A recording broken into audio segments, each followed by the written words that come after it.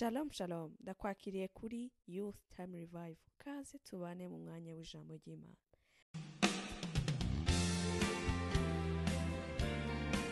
Yesu ashimwe cyane bene data. Uyu munsi kandi Imana twongeye kuyishimira iduhaye umwanya wo kubana nayo mu ijambo ryayo. Turacyari kureba kwirinda mu byo dutekereza ndetse no mu byo tuvuga. Ubutumwa bwiza uko bwanditswe na Matayo igice cyaho cya 16 n'umurongo wa 6, hari ijambo rivuga ngo Yesu arababwira ati mumenye mwirinde umusemburo w'abafarisayo n'uw'abasadukayo. Bariburanye ubwabo bati nuko tutazanye imitsima. Yesu ashimwe. Twagiye tureba rero ko ari ingenzi cyane mu gutekereza ndetse no kuvuga. Ni imigende ibiri ikomeye Imana inyuramo yinjira mu buzima bwacu, kandi Imana inyuramo nanone isohoka iza gukora ibidasanzwe mu buzima bw'abandi, mu buzima bwa hano mu isi. Imana irema umuntu iramubwira ati nguhaye gutwara, nguhaye gutegeka isi n'ibiyirimo byose. Ni ngombwa cyane rero ko mu muntu habamo ibitekerezo by'ubutware, ariko kandi no mu kanwa ke hakavamo ijambo ry'ubutware n'ubushobozi. Haleluya. Uyu munsi rero ndashaka kwibutsa mwene data ko akanwa kacu Bibiliya itubwira ko ariko dukoresha duhesha abantu umugisha. Ntago ari akanwa dukwiriye nanone gukoresha tuvumana. Aka kanwa Imana yagahaye umugisha wo kugira ngo kareme, wo kugira ngo gahindure ibintu, wo kugira ngo gahereze ishusho ibintu. Kandi indani muri twebwe, mu bitekerezo, muri twebwe, mu mitima yacu, ni ahantu Imana yifuje gutuza icyubahiro cyayo, ngo ifata umwuka wayo ngo iwuhumekera mu muntu, ngahinduka ubugingo buzima. Mu muntu habamo uburyo bwo kubaho, habamo uburyo bwo gukora no kugendera mu byo Imana yaremye. Aho hantu rero ni igice cy'icyubahiro ku Mana dukwiriye kurinda ndetse tukakirinda cyane. Ikintu uyu munsi nshaka kubwira gitangaje, ndashaka kubwira kurinda ibitekerezo byawe ukuntu ari ingenzi, n'ukuntu Yesu yagiye abyerekana mu buryo yabayeho n'uko yabanaga n'abigishwa be. Ahangaha dusomye iki gice cyaho cya 16 ngo yari ababwiye ati muramenye rwose mwirinde icyitwa umusemburo w'abafarisayo n'uw'abasadukayo. Aba bantu rero bitwa abigishwa ba Yesu bagendanaga na Yesu ngo bagize ngo ababwiye ibyo ngibyo kuko batari bazanye imitsima. Hari haciyeho iminsi mikeya, umwanya mutoya cyane, ngo Yesu ngagaburiye iteraniro ry'abantu benshi kandi bari ahantu mu butayu.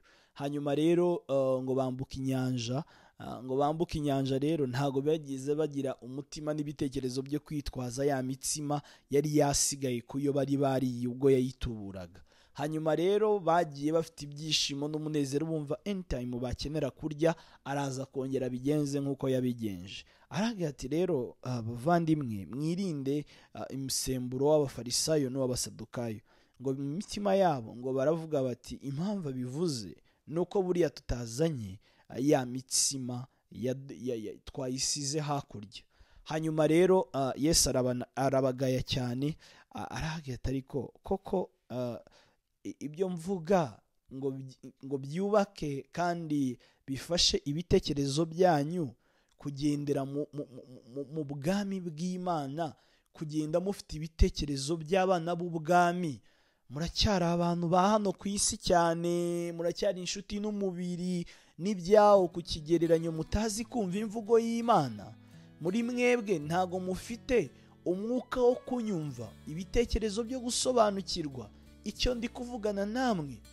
Mwene data, uyu munsi ndashatse kukubwira ko iyi Imana ivuga ntago ivugana nawe w'inyuma gusa. Yego wowe w'inyuma uri ishimwe ry'Imana kandi uri umurimo ukomeye cyane w'Imana, ariko nyuma y'uko umuntu yangiritse imbere akangizwa n'umuntu w'inyuma, icyaha kikagira ubushobozi cyane ku mubiri kubera ko gikorera mu mibiri yacu.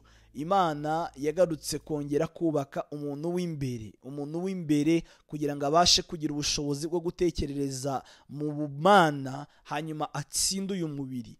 uyu munsi ndashaka kukubwira ko ari ingenzi kurinda ibitekerezo byawe, kuko Imana iyo ije kuvugana nawe, ijwi ry'Imana riri kukubwira ibiruta cyane ibyo wumva n'ibyo ubasha gusobanukirwa muri uyu mubiri.